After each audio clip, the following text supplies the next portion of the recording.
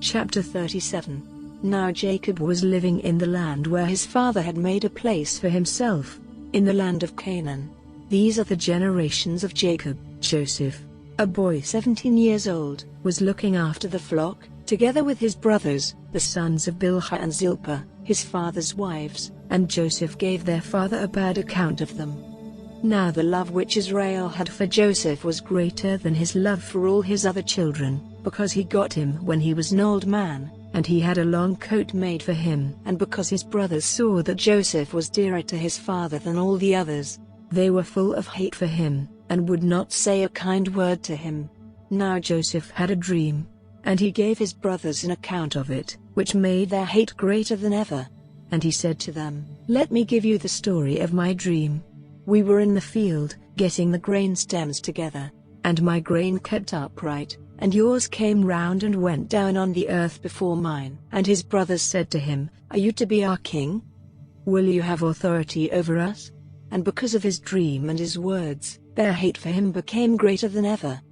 Then he had another dream, and gave his brothers an account of it, saying, "I have had another dream. The sun and the moon and 11 stars gave honor to me." And he gave word of it to his father and his brothers. But his father protesting said, "What sort of a dream is this?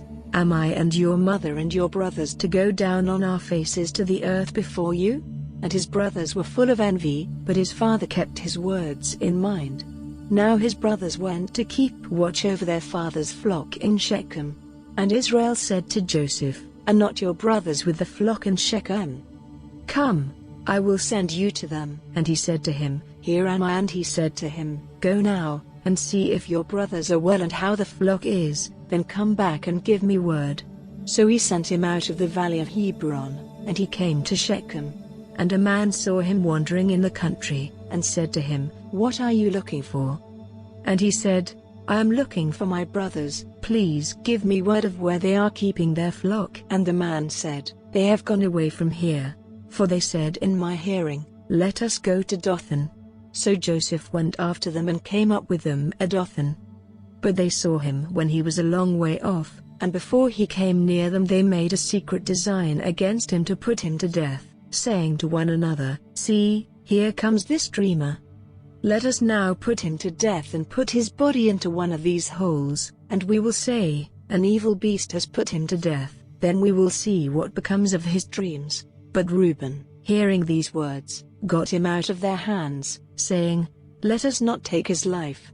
Do not put him to a violent death, but let him be placed in one of the holes." This he said to keep him safe from their hands, with the purpose of taking him back to his father again. So when Joseph came to his brothers, they took off his long coat which he had on, and they took him and put him in the hole. Now the hole had no water in it. Then seating themselves, they took their meal, and looking up, they saw a traveling band of Ishmaelites, coming from Gilead on their way to Egypt, with spices and perfumes on their camels. And Judah said to his brothers, "What profit is there in putting our brother to death and covering up his blood? Let us give him to these Ishmaelites for a price, and let us not put violent hands on him, for he is our brother, our flesh." And his brothers gave ear to him. And some traders from Midian went by, so pulling Joseph up out of the hole, they gave him to the Ishmaelites for 20 bits of silver, and they took him to Egypt.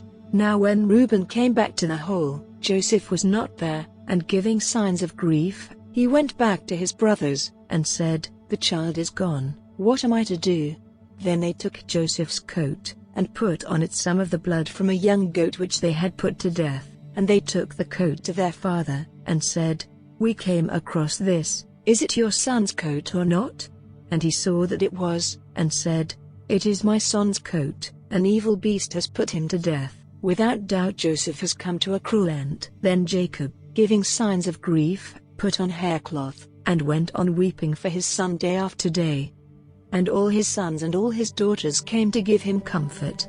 But he would not be comforted, saying with weeping, "I will go down to the underworld to my son." So great was his father's sorrow for him. And in Egypt the men of Midian gave him for a price to Potiphar, a captain of high position in Pharaoh's house,